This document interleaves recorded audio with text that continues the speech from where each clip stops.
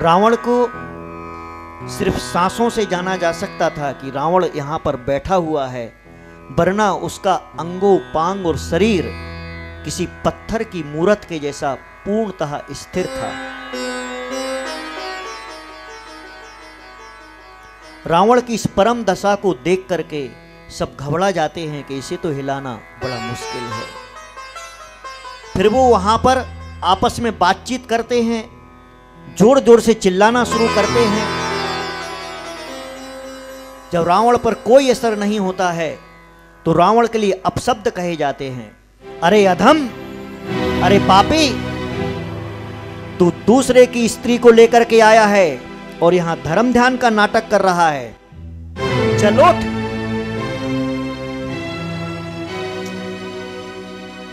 आंखें खोल, आंखें बंद करके क्यों बैठा है? कोई हंसता है, कोई नाचता है, कोई वहां गाना गाने लगते हैं। वो लोग कुमार जोर जोर से संगीत बजाने लगते उसके कान के पास, परंतु फिर भी रावण अविचलित बैठा है। उसके इस दशा को देख करके वहां पर भूतों के द्वारा नृत्य कराया जाता है, भूत नाचने लगते हैं।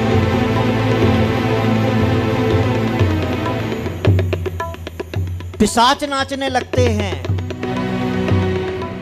बेताल, डाकनी, शाकनी जोर जोर से हंस करके, अट्टहास लगा करके वहां नाचते हैं, हंसते हैं।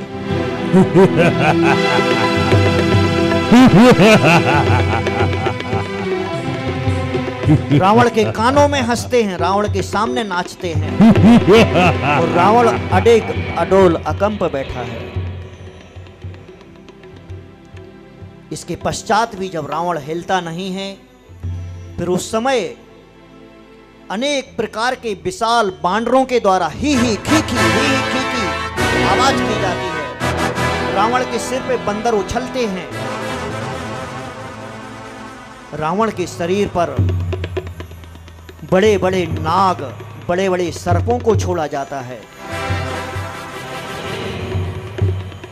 परंतु रावण पत्थर की मूरत की तरह बैठा है ध्यान करने के लिए। इसके बाद में जब रावण हिलता नहीं है, तब वो कुमार अपनी माया से ऐसा वातावरण बनाते हैं कि अंदर से रानियों के रोने की आवाज आने लगती है। रानियों के रोने की आवाज आती है और वहां से आवाज आती है कि बचाओ, अरे बचाओ, हरे स्वामी, हमारा यह कुमार लोग क्या कर रहे हैं? हमारे कपड़ों को खींच रहे हैं, हमारे आभूषणों को लूट रहे हैं, हमारे महल को लूटा जा रहा है। हे दशानन, हे रावण, उठो, अरे देखो ये क्या चल रहा है। हमारी लंका में आग लगाई जा रही है, हमारी लंका को लूटा जा रहा है। अरे दशानन, उठो रावण, उठो, देखो सीता भी जा रही है, सीता जा रही है। वहां सीता की आवाज निकाली जाती है। सीता कहती है, रावण अब मैं तो चली, तुम यहां ध्यान लगाए बैठे रहो। रावण हिलता नहीं है, रावण अविचलित रहता है। जब रावण अविचलित रहता है, सबसे लास्ट में, सबसे आखिरी में मंदोदरी को सामने लाया जाता है। माया के द्वारा मंदोदरी की आवाज निकाली जाती है। मंदोदरी कहती है, अरे रावण मुझे बचाओ, ये कुमार मेरी इज्जत लूट रहे हैं, ये कुमार मेरे वस्त्रों को खींच रहे हैं, ये कुमार मेरे साथ गलत काम कर रहे हैं। रावण मुझे बचाओ। मंदोदरी की रोने की आवाज आती है, मुझे बचाओ, मेरी रक्षा करो। अरे तुम क्यों ऐसा ध्यान कर रहे हो? इस ध्यान का क्या मतलब है? अरे जब मैं नहीं रहूंगी, रानियां नहीं रहेंगी, लंका लुट जाएगी, तो क्या करोगे तुम अकेले? इतना सब होने पर भी रावण अडिग अडोल और अकंप बैठा रहता है। रावण हिलता नहीं है। सबसे आखिरी में रावण के हाथ की माला छीन करके फेंक दी जाती है, फिर भी रावण बैठा है। इतने भयानक उपसर्गों को देख करके अर्ध परंकासन में रावण बैठा रहता है और देखते ही देखते अनेक प्रकार के उपद्रवों को सहन करके रावण अपने 24 दिन का उपवास, ध्यान और साधना पूरी करता है। जहां वज्र के आघात भी उसका कुछ नहीं बिगाड़ पाए, उस रावण के लिए उसी समय बहुरूपणी विद्या सिद्ध हो जाती है। रावण बहुरूपणी विद्या का स्वामी बन जाता है और अत्यंत विनम्रता पूर्वक वह बहुरूपणी विद्या कहती है, हे स्वामी, मैं तुम्हारी शरण में आई हूं, मुझे आप आदेश दीजिए। तब वह रावण कहता है, अभी रुको, अभी मैं जिनेंद्र भगवान के दर्शन कर रहा हूं, जिनेंद्र भगवान की वंदना कर रहा हूं। उठ करके रावण सर्वप्रथम उन शांतिनाथ भगवान के दर्शन करता है, वंदना करता है, पूजा करता है।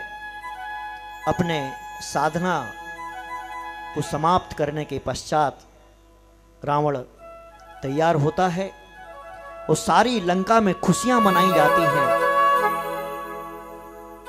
सारी लंका में खुशियां मनाई जाती हैं कि रावण के लिए बहुरूपणी विद्या की सिद्धि हो गई है। वहां राम के शिविर में जब खबर मिलती है कि रावण के लिए बहुरूपणी विद्या सिद्ध हो चुकी है, सभी चिंता में निमग्न हो जाते हैं कि अब क्या होगा हमारा, क्योंकि रावण अब अजेय बन चुका है। दूसरे दिन रावण तैयार होकर के बड़े ही उल्लास और हर्ष के साथ, बड़ी भारी प्रसन्नता के साथ, गाजे बाजों के साथ, मनोहर संगीत के साथ में रावण प्रमद वन में जाता है सीता के पास। उस सीता के सामने जाकर के हर्ष और उल्लास के साथ में खड़ा हो जाता है। सीता की इस बलवत्ता को देखकर, इस भाग्य को देख करके अंदर अंदर रोती है, उसके आंसू निकलने लगते हैं और अपने दुर्भाग्य को कोसती है कि मेरा ऐसा कैसा दुर्भाग्य है कि यह रावण आज फिर बलवान बन के आया है। तब सीता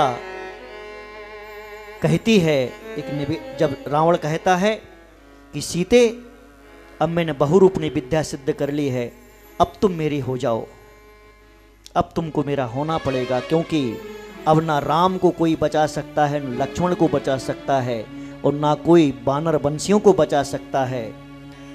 अब संसार में अगर कोई रहेगा तो सिर्फ दशानन का राज्य रहेगा और दशानन रहेगा। यह सब देखने के पश्चात वह सीता कहती है,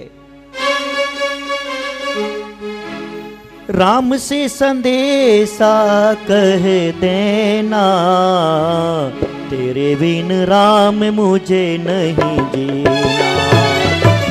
राम से संदेशा कह देना, तेरे बिन राम मुझे नहीं जीना, तेरे बिन राम मुझे नहीं जीना।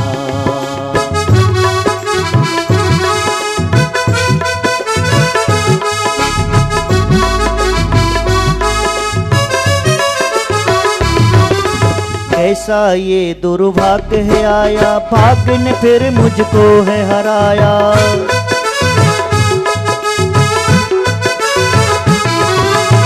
और कौन से कर्म बचे हैं, क्यों इतना कर्मों ने सताया।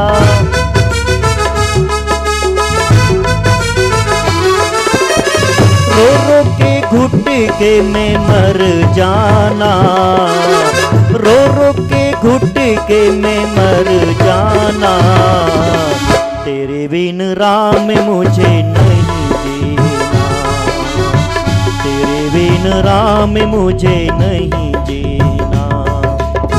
राम से संदेशा कह देना, राम से संदेशा कह देना, तेरे बिन राम मुझे नहीं जीना, तेरे बिन राम मुझे नहीं जीना।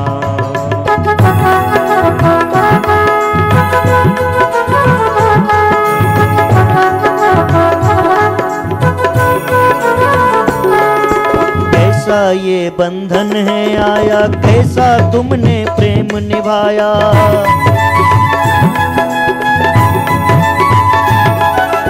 और मैं कितना रास्ता देखूं, सपनों में तुमको ही पाया।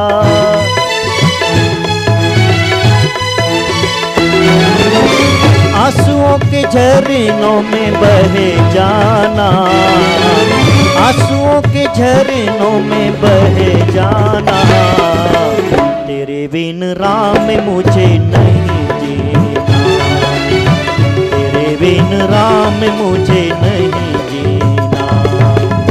राम से संदेशा कह देना, राम से संदेशा कह देना, तेरे बिन राम मुझे नहीं जीना, तेरे बिन राम मुझे नहीं जीना, तेरे बिन राम मुझे नहीं जीना,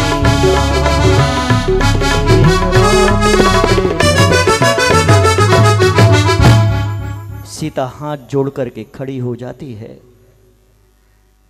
और रावण से कहती है कि हे दशानन, हे रावण, बाण चलाने के पहले तू मेरे राम से कह देना कि तुम्हारी सीता घुट घुट करके मर गई है,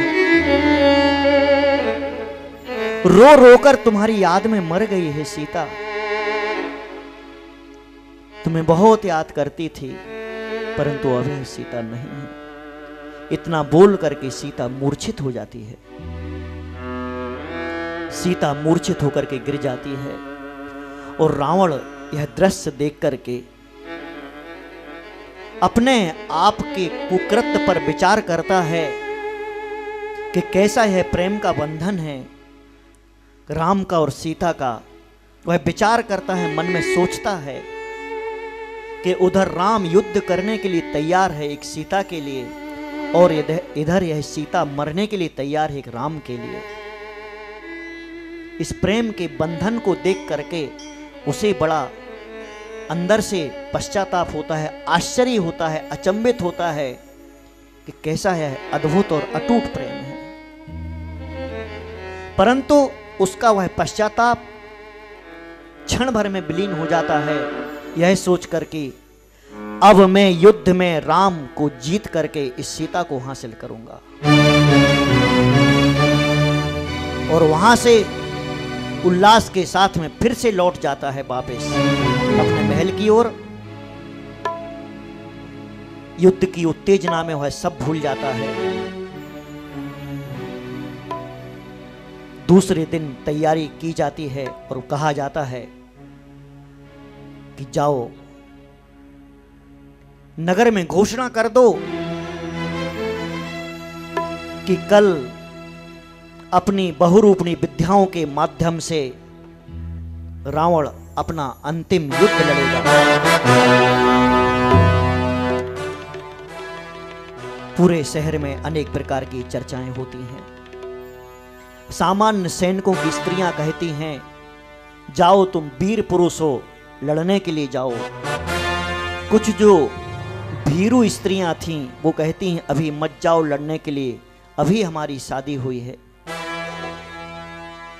अनेक प्रकार की चर्चाएं कि अभी हमारे बच्चे छोटे हैं। कोई कहता था हमारे माता पिता घर में मौजूद हैं, और कोई वीर पुरुष उछल उछल करके सो भी नहीं रहा था कि कल हमें युद्ध में जाना है। रावण की हट से सारा का सारा मंत्रिमंडल की कर्तव्य विमूढ़ हो जाता है। क्या करें और क्या ना करें, रावण किसी की बात क्यों नहीं सुन रहा है। रावण को फिर से समझाने का प्रयास करते हैं। सब मंत्री मिलकर के कहते हैं, हे दशानन, तुम्हारे जैसा पराक्रमी और तुम्हारे जैसा अधिपति कोई नहीं है।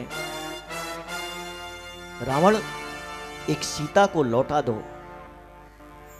और तुम भी सुख से रहो, हम भी सुख से रहेंगे और उन्हें भी सुख से रहने दो। रावण कहता है, विचार करूंगा। विचार करूंगा ऐसा बोलने के बाद सभा को विसर्जित कर देता है। रावण अपने अंतःपुर में आता है, रानियों से मिलता है। रानियों से मिलने के पश्चात जब मंदोदरी रानी पट रानी के पास पहुंचता है, उसका उदास चेहरा देखता है। रावण उसके लिए समझाता है, तू उदास क्यों होती है?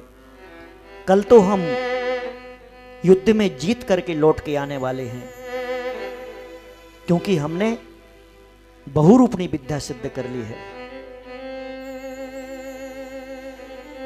मंदोदरी हाथ जोड़ करके, आंसुओं को बहा करके रावण के पैर पड़ती है। हे दशानन, हे स्वामी, मैं तुमसे पति की भिक्षा मांग रही हूं। हे स्वामी, मुझे भी जीवन दान दीजिए। हे स्वामी, ये 18,000 रानियां, ये इतना बड़ा परिवार, तुम्हारे बच्चे, इतना बड़ा राज्य तुम्हारे बिना कैसे रहेगा? उसे बहुत समझाती है, पति की भिक्षा मांगती है। रावण को समझाती है कि सत्य का पथ तो यह जिन शासन है, और तुम धार्मिक हो, तुम न्यायप्रिय हो, तुमने सभी शास्त्र पढ़े हुए हैं, तुम सब कुछ जानते हो। रावण कहता है, हाँ, मैं सब कुछ जानता हूं।